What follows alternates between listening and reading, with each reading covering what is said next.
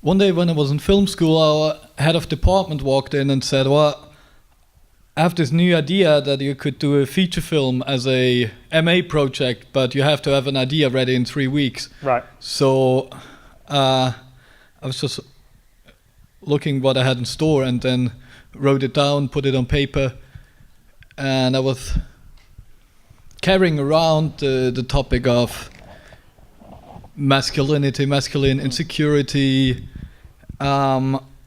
toxic masculinity, nationalism for a long time. Yeah. And then my wife, she was pregnant at the time, it sort of came together, and like one day I wrote 1 page, and that was pretty much the story to the end. It Right, okay. never changed after that. So it was like a rough draft within 3 weeks then, essentially, for your MA project. Yeah, it was a treatment in 3 weeks and then a Right. script in 6 months, Perfect. probably. Yeah. And you mentioned there was an autobiographical element to it. You were about to become a father. I know yesterday at the Q&A as well, you mentioned that your brother-in-law or someone you knew had recently started working out. And so, you know, when you're taking something that's personal to you, you're about to become a father, and putting it on the big screen, what are the challenges there? Well, I think first of all, it's a gift you get from your life and the people around you, and because you know what it feels like, what you talk about, and you know what it looks like and how you can tell it. And challenges that you open yourself in a way to the audience on that screen, but Goliath is not the story of my life. It's inspired by my life, but then turned into drama. My life would be way too boring for the big screen. Fair enough. At least you're honest. So with this project, we've already touched on some of the themes, but it's clear that it's toxic masculinity, you know, this idea that men must be strong, but there's also this theme of abuse running through it, steroid abuse, alcohol abuse. Again, how did you hit upon those beats? Was it just when you were writing the story, they seemed obvious to you, or did you have other insights into it? How did it work? Well, my tragic flaw, to speak in terms of Susan Batson, probably is to turn to drugs or alcohol. So that was also something I could take from my own experience and give it to my characters. So that's probably where that came from. Right. My wife, she hardly drank while she was pregnant. So right. that's not inspired by life. No. Thank God. And I want to talk about your actor as well, Yeah. Sven Shelko. Yeah. God, I'm getting better at Good. these names. Yeah, really good. Obviously, he had to physically transform through this film. By the way, this, as we said earlier, screened yesterday, so I've seen this one. So he physically transformed through the film. He goes from a slim-built man to, well, a Goliath, essentially, a massive, muscular guy. That must have been a struggle for him as an actor. Was that the case? Oh yeah, absolutely. I mean, he gave so much to this film. He was working out for 1 year every day. Yeah. He had one lazy day a week, but basically every day in 1 year. And it was not only the shooting days, it was also all the months in between and all the preparation before that. And he gave all his heart to this project. It was wonderful to work with him.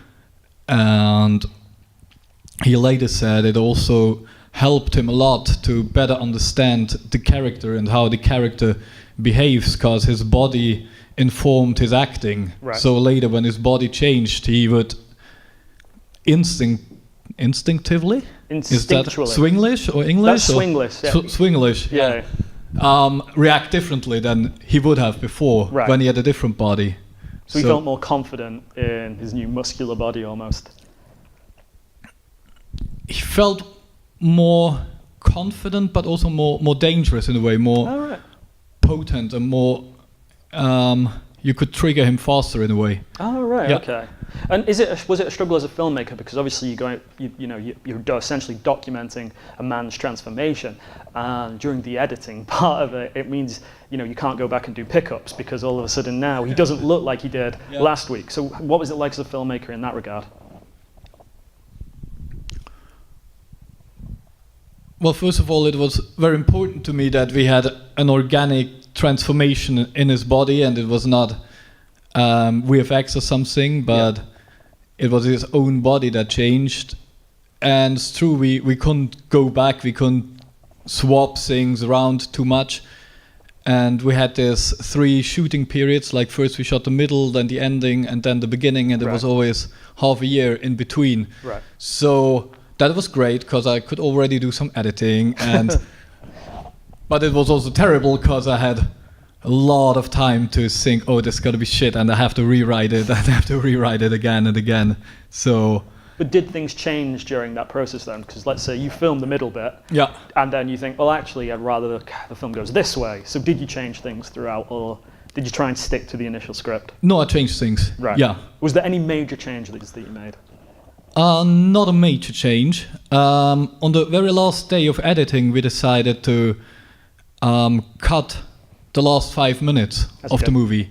So maybe there's going to be another cut someday that's 5 minutes longer, but that was a major change, we thought. But before it was just minor things, but it was great already having worked with the actors to being able to rewrite the script in a way you thought it'd be more convenient or more inspiring for the art. Right. In a way. Yeah. And has Sven gone back to his normal body shape now? Yeah, he did. That was a struggle. I never understood why he did, but he did. No, that's why we shot the beginning in the end, because he was scared of getting addicted to the muscles, and he wanted to make sure he's this skinny guy again. Right. Once we're done with the shoot. I don't understand, to be completely honest. But me neither. Nah, whatever. I like beer too much. Anyway, what are you proudest of on this particular project? Could you say that? What are you proudest of with Goliath? What, that we done it? Oh, yeah. How seems to be the recurring answer, to be honest.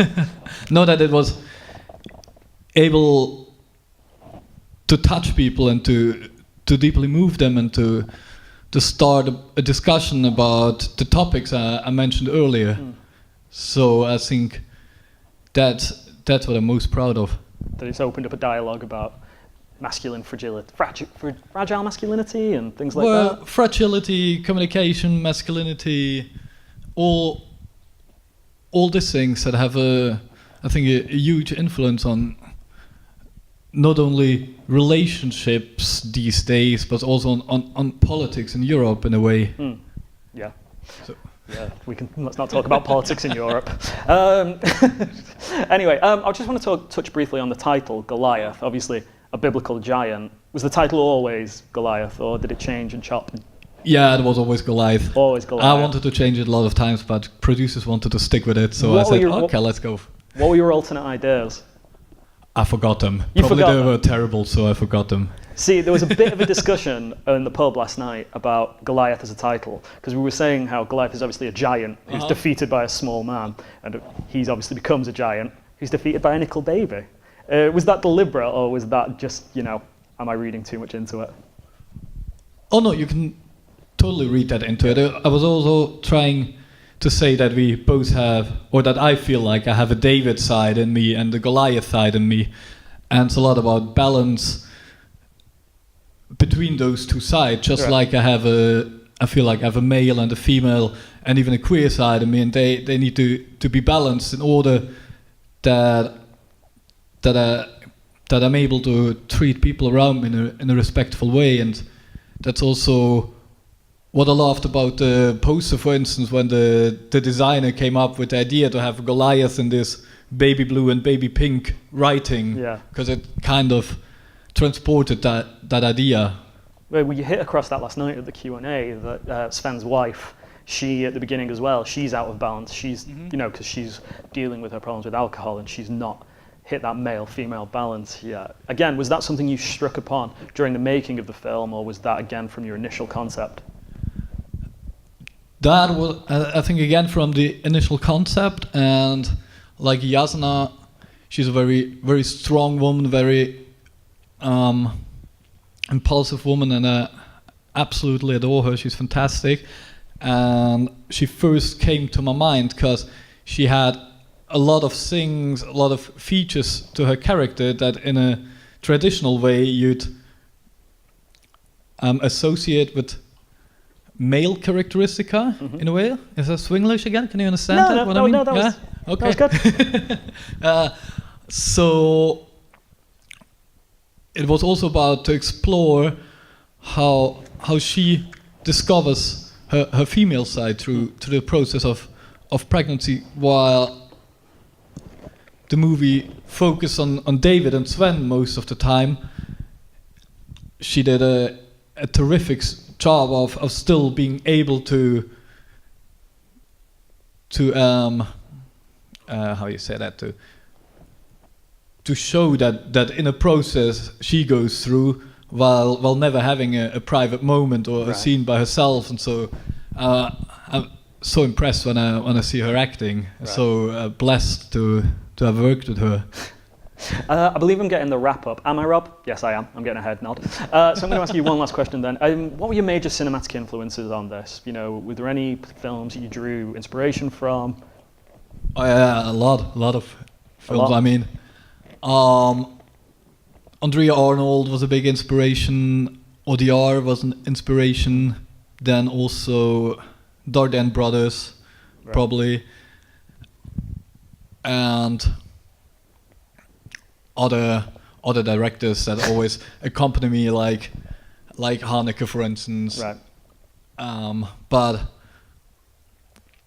it's great if it's like a love letter to them, but still something of its own in a way. It's your film. It's not their film. Just, you know.